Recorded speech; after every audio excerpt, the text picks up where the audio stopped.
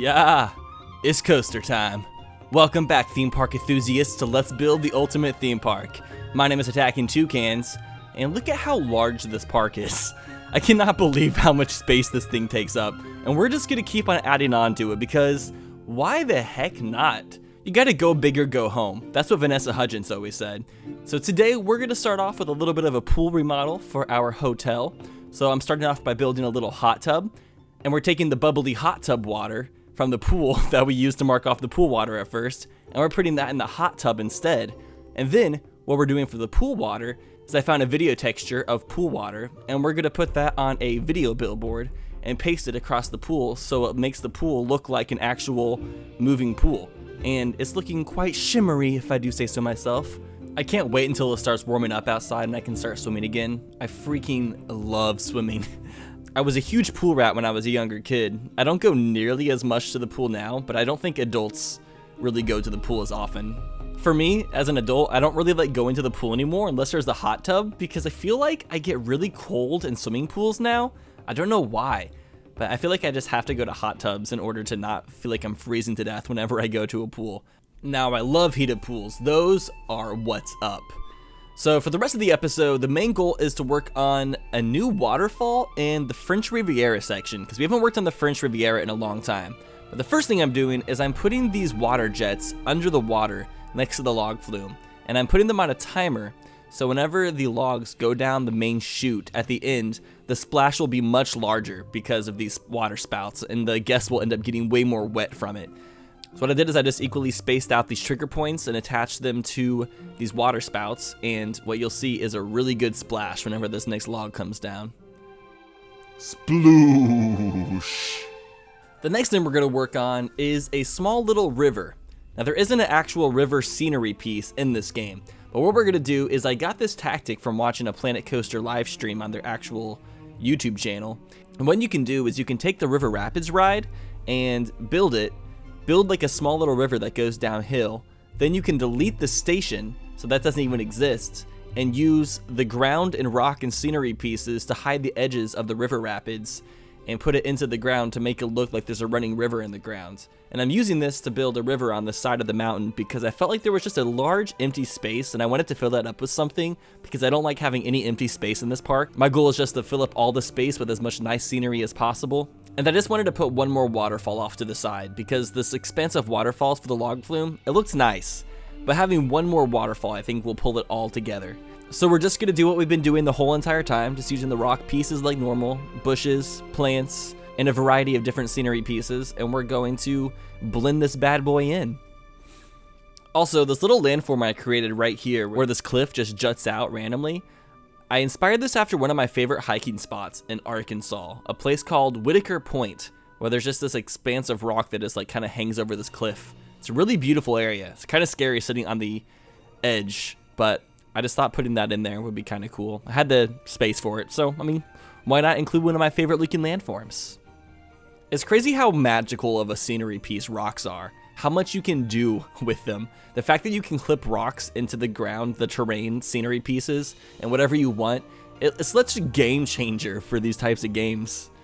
Just the fact that Planet Coaster allows you to have items clip through one another in the first place is the biggest thing that sets this game apart from other Tycoon games.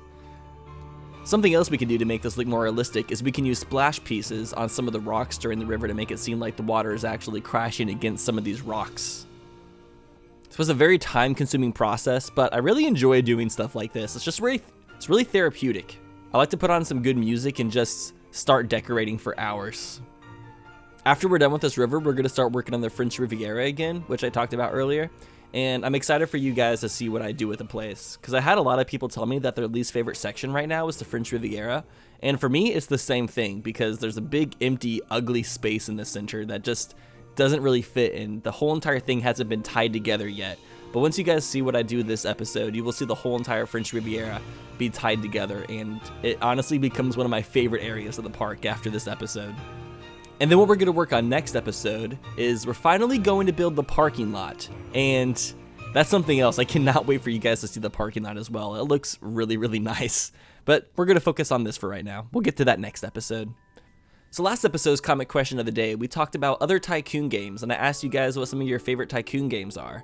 And some of the most common responses were Sims games, which I'm not sure if I would consider The Sims a Tycoon game, but I mean, it's sort of similar, so I'll count that. We have like Sims Theme Park, which I used to play Sims Theme Park a long time ago. I remember not liking that game a whole lot, but I'm sure some people hold like some nostalgia with it. Like if Sims Theme Park was your only theme park building game as a kid, you didn't get to play Roller Coaster Tycoon, I could see that being your favorite theme park building game as a kid. And then also Thrillville. That's another game I kind of want to dive into with this channel because it was a really big theme park building game for a while. One of the biggest elements was that you could ride your rides. I think they did that before Roller Coaster Tycoon 3 came out. And then you could also play a lot of the games. You could be a guest and walk through your park and play the carnival games and all that stuff. I might have to get that game and take a look at it to see if that game has held up at all. The other most popular response was Zoo Tycoon, which I played Zoo Tycoon a decent amount when I was younger. It wasn't my favorite Tycoon game. I thought you could do a lot of fun things with it, but I remember it being really hard for me as a kid. I kind of want to try out the new Zoo Tycoon games that came out for the Xbox and other consoles in the previous years though, because I think they still make those games. There are some other Tycoon games I remember seeing in the store but never got to play. I remember Mall Tycoon being a thing. I think there was Restaurant Tycoon, and there was like a office high-rise Tycoon where you had to make a business in a high-rise.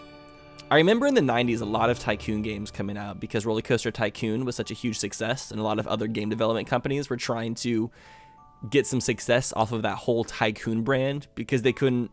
Chris Sawyer, who was the creator of Roller Coaster Tycoon, I don't think you could copyright the name Tycoon in the game title, and so a lot of other people kind of wrote off the success of that because they thought that another Tycoon game might be related to Roller Coaster Tycoon, which was just such an amazing game for the time it came out. Now we're getting close to finishing the scenery around this river. It's crazy to think this thing started off as a river rapids ride, and now you could barely tell that that's what it was. It looks like a pretty natural river now, in my opinion. Not perfect, but a lot of the scenery in this game isn't perfect. You just kind of have to deal with what you have. Now we're going to come back at the end of the episode and light up all these waterfalls and this whole cliffside with a lot of pretty lighting. But before we do that, let's take a break from these waterfalls and start working on the French Riviera section. Now right now, the main section of this French Riviera isn't looking too hot, but by the end of this episode, it is going to be beautiful. Right now, it's very underdeveloped, but we're going to remodel some of these buildings and add some new buildings to fill up the rest of the space. I don't know why it took me so long to come back and work on this section of the park. It really has been a long time since we built anything here, but now we are finally coming back to it and getting some work done. I'm really happy I built this section of the park though, just because I love the colors of the buildings. The fact that lots of the buildings are pastel colors, it matches the go-karts, it really looks lively, and then overall, I think it's just a really unique theming for a theme park section. I've never seen a theme park with an area themed after the French Riviera, so I'm pretty excited about this, not gonna lie. So the main things we want to do is we need to finish decorating around the entrance to the go-karts, also the entrance to the Skyflyers ride, which is that plane ride that's over by the waterfalls, and also this main street. I really want to make it a hustling, bustling main street where it looks like it's a good place for people to have good street parties. We're going to have a really cool looking town square, and we need to clean up the edges alongside some of these paths and alongside the go-kart, along with lighting everything up. So we definitely have our work cut out for us, and that's why this episode is a little bit on the longer side. And this is a funny side note, but I keep on getting some comments from people. A couple people keep on asking me this, but they're asking me since I got a new computer if I can give them my old computer. And unfortunately, I'm sorry, but I cannot do that. I'm keeping my old computer as a backup because content creation is my full-time job, and since I kind of depend on it to make a living, I think it's a good idea for me to keep my second computer as a backup in case my main computer breaks down. That way, in case it breaks, I can still create stuff and make YouTube videos. One person even sent me a message saying that I should give them my computer because they want to start making YouTube videos and that I should help them out and show them how to make videos and give them my computer. And like, seriously, do people out there think that things in life come that easily? For me to get my first computer to start making videos, I had to work all summer long and save up all of my money and not spend it hanging out with my friends so I could buy my first laptop. That was a really crappy laptop. It took hours to render videos. But for me to start making YouTube videos, I had to get a job and save up and do it all myself. Nothing in life comes easy. If there's anything you want in life, I would advise you to not ask people for it, but to just buckle down and put in the work and get it yourself, because Really, that's the most effective way of getting anything done in life, and you always feel better about it if you do it yourself. Somebody can always just give it to you, but you won't be happy in life if you have things just given to you. The things you get and achieve in life feel way more satisfactory if you get it yourself.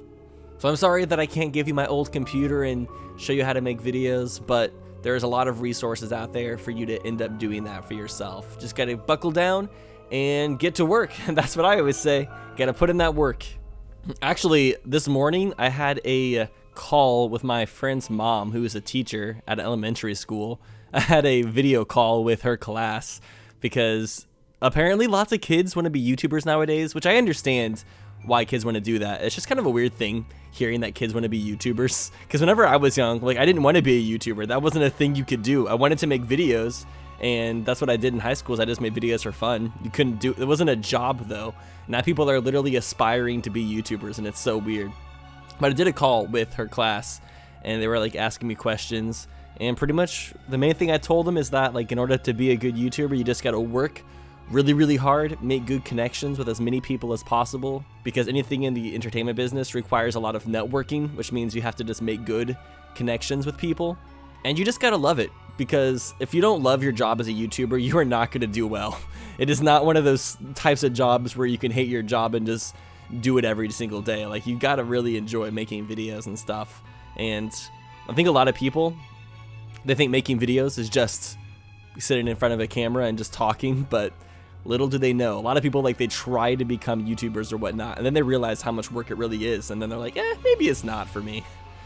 It's going to be interesting seeing what the next wave of YouTubers is going to be like, since they've been inspired by so many already existing YouTubers. Are they going to get better? Are they going to, like, they might be really, really good because they've grown up with YouTube and have a lot to be inspired by. Or the next wave of YouTubers might have really awful videos because they're all inspired by money and not by the actual love and craft of it.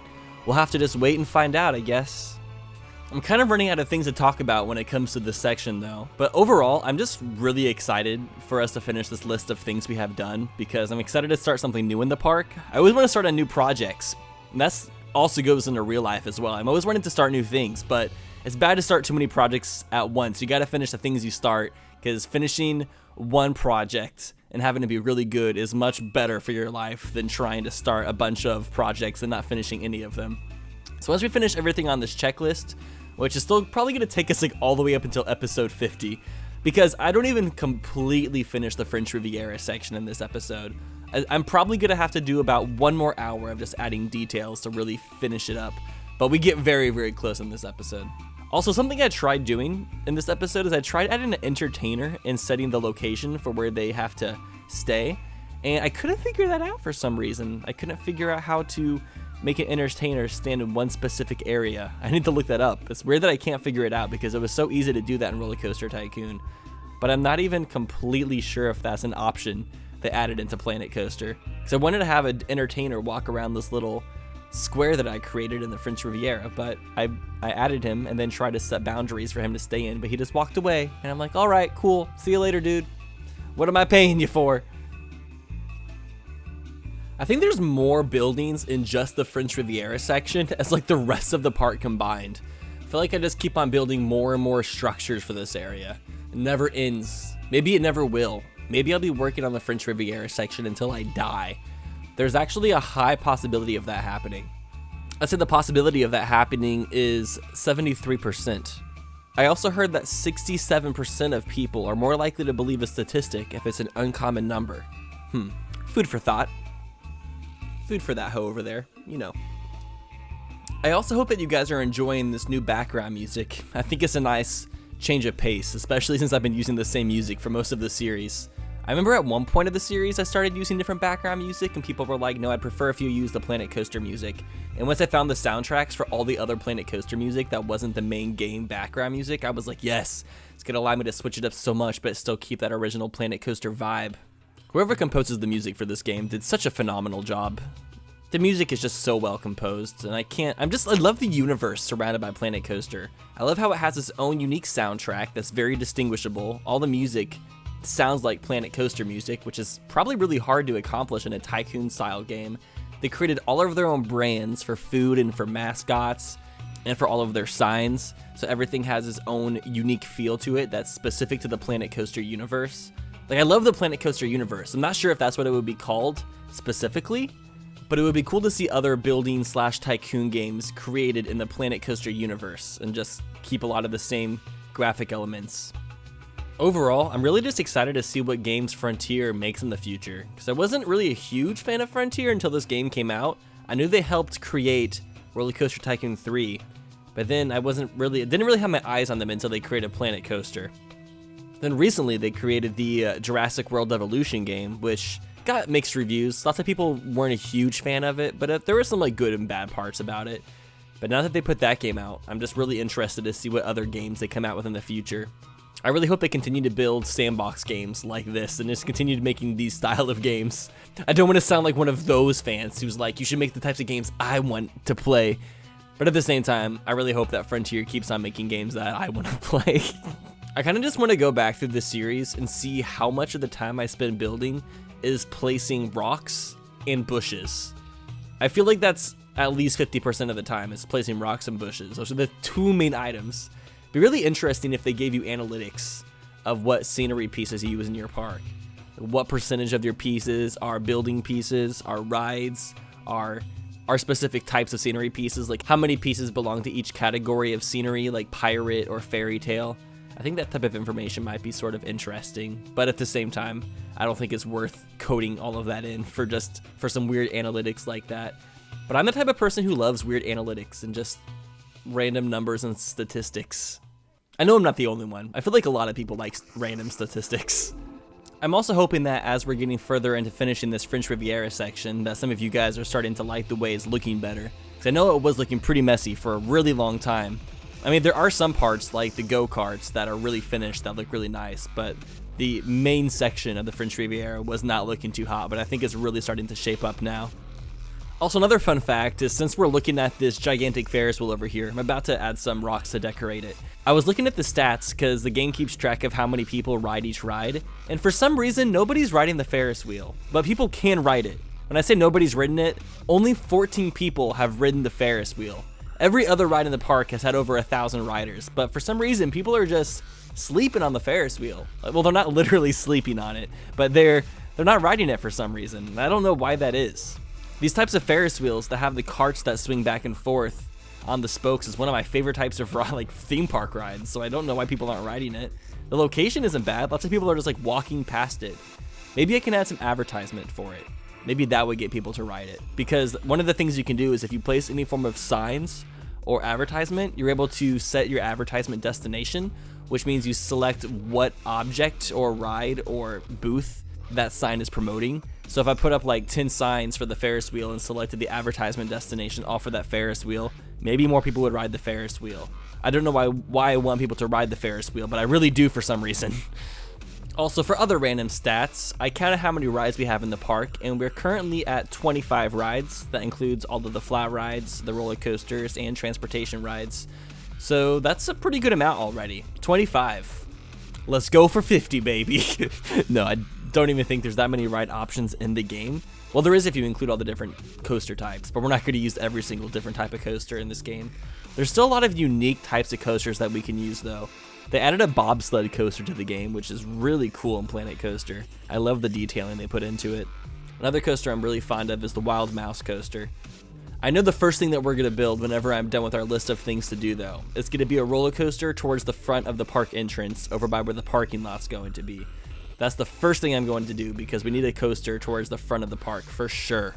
Today's comment question of the day is going to be, what is your favorite type of roller coaster? Do you like wooden coasters? Big looping coasters, giant giga coasters that can just go up super duper high and just go super fast, launch coasters, Wild Mouse, bobsled, or any other type of coaster that's out there? What is your favorite and why? Let me know in the comment section down below. My favorite is definitely inverted coasters where you're hanging from the track instead of on top of it.